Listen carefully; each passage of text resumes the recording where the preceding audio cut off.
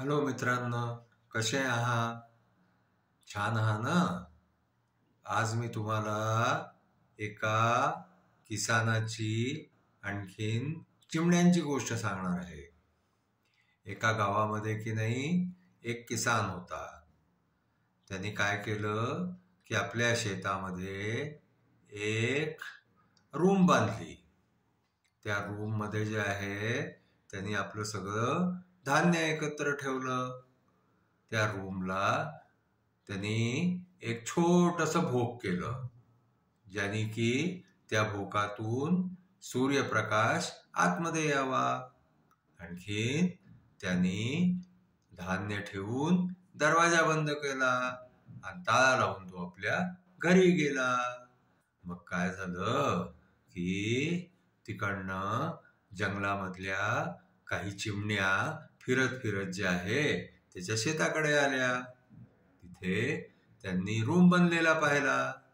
आता त्या चिमण्या चारीकडे जे आहे त्या रूमच्या फिरता फिरता त्यांना ते छोटस भोक दिसलं. एक चिमणी त्या भोकातून आतमध्ये गेली. आणखी तिने जाऊन तिथे पाहिलं की अरे बाबा, इथे तर खूप सारं धान्य भरलेलं आहे. आणखी मग त्या चिमणीने काय केलं, आपल्या चोचेमध्ये एक दाणा घेतला. आणखीन ती बाहेर गेली त्या भोकातून. मग तिने बाहेर जाऊन आपल्या आणखीन जे मित्रमैत्रीण होते ना त्या सगळ्या चिमण्यांना जाऊन सांगितलं की या रूम मध्ये खूप सारं धान्य भरलेलं आहे. आणखी आता तर आपली मेजवानी झाली, पण ते जे भोक होतं ना सूर्यप्रकाशासाठी, त्याच्यातून एका वेळेला एकच चिमणी आत जाऊ शकत होती. मग त्या चिमण्या तिथे एकत्र झाल्या. आणि मग त्याच्यानंतर काय झालं की एक चिमणी आत गेली, एक दाणा घेऊन आली. परत एक चिमणी आत गेली, एक दाणा घेऊन आली. परत एक चिमणी आत गेली, एक दाणा घेऊन आली. असं रोज चालत राहिलं. त्या खूप साऱ्या चिमण्या ज्या होत्या ना त्यांच्याकडून जंगलातल्या आणखीन चिमण्यांना कळलं. मग त्या आणखीन चिमण्या तिथे एकत्र झाल्या. मग त्या लाईन लावून जे आहे एक एक चिमणी आत जायची, एक एक दाणा घेऊन यायची. एक एक चिमणी आत जायची, एक एक दाणा घेऊन यायची. आता काय झालं माहितीये का, त्या सगळ्या चिमण्या ज्या आहे ना त्यांना कळून गेलं की इथे तर आपल्याला खूप सारं खायला आहे. मग त्यांनी काय केलं की त्या सगळ्या चिमण्या ज्या आहे ना त्या जवळपासच्या झाडांवरती राहू लागल्या. आणि त्या इकडे तिकडे जायच्या ऐवजी त्यांनी तिथेच राहणं सुरू करून दिलं. तिथेच आपली घरं बनवली.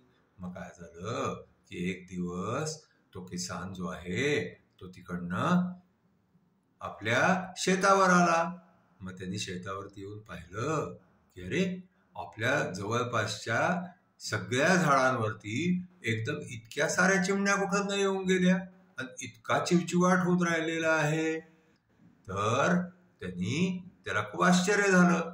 त्यांनी काय केलं की तो तिथे त्यांना पाहिलं. मग तो त्या रूमची ताळा खोलला. रूमचा ताळा खोलून तो आतमध्ये गेला. आतमध्ये जाऊन पाहिलं तर त्याला असं वाटलं की आपलं धान्य जे आहे ते थोडस कमी झालेलं आहे. आता त्याला कळेना की आपलं धान्य कसं कमी झालं. मग ठीक आहे, आता त्यांनी जे आहे विचार केला की आपण उद्या येऊन परत पाहू. मग काय झालं की तो आपल्या घरी गेला. मग दुसऱ्या दिवशी तो परत आला. दुसऱ्या दिवशी पाहिलं तर त्यांनी जसा दरवाजा खोलला तसं त्यांनी पाहिलं की एक चिमणी दाणा घेऊन त्या भोकातून बाहेर जाऊन राहिलेली आहे. मग त्यांनी परत तिथे लक्ष दिलं तर पाहिलं परत एक चिमणी आली, एक दाणा घेऊन गेली. दुसरी चिमणी आली, एक दाणा आणखीन घेऊन गेली. आणखीन एक चिमणी आली, एक दाणा आणखीन घेऊन गेली. तर त्याला कळलं की अरे, या चिमण्या ज्या आहे ना या आपल्या इथं धान्य घेऊन जातात ते बाहेर, आणखीन खाऊन राहिले आहे. मग त्या किसानाने काय केलं की त्यांनी ते भोग जे आहे ना ते बंद करून टाकलं. आणखीन त्यांनी आपला तो धान्याचा रूम बंद केला आणि बाहेर निघाला.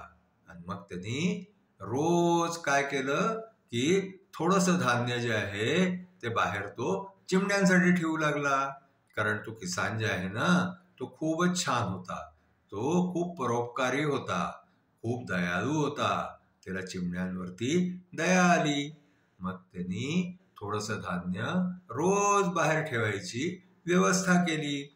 त्यांनी काय झालं की चिमण्यांना बाहेर धान्य मिळायला लागलं. पण काय झालं की धान्य तो थोडंसं ठेवायचा, तर सगळ्या चिमण्यांचं पोट काही भरत नव्हतं. म्हणून मग काही दिवसामध्ये खूप साऱ्या चिमण्या ज्या आहेत ना त्या परत आपापल्या जागी चालल्या गेल्या आणि थोड्याशा चिमण्या तिथे राहून गेल्या. त्या रोज किसानाने टाकलेलं धान्य तिथे खायच्या, आणखीन आरामात झाडावरती राहायच्या. त्या किसानाने धान्याबरोबर तिथे पाणी ठेवायला सुरुवात करून दिली. तर त्या चिमण्या तिथे पाणी प्यायच्या, धान्य खायच्या आणि झाडावर आरामात राहायच्या. असं त्यांचं आयुष्य खूप छान चालू लागलं. आजची आमची गोष्ट इथेच संपली. धन्यवाद. आमच्या चॅनलला सबस्क्राईब करा, लाईक करा, शेअर करा. Thank you.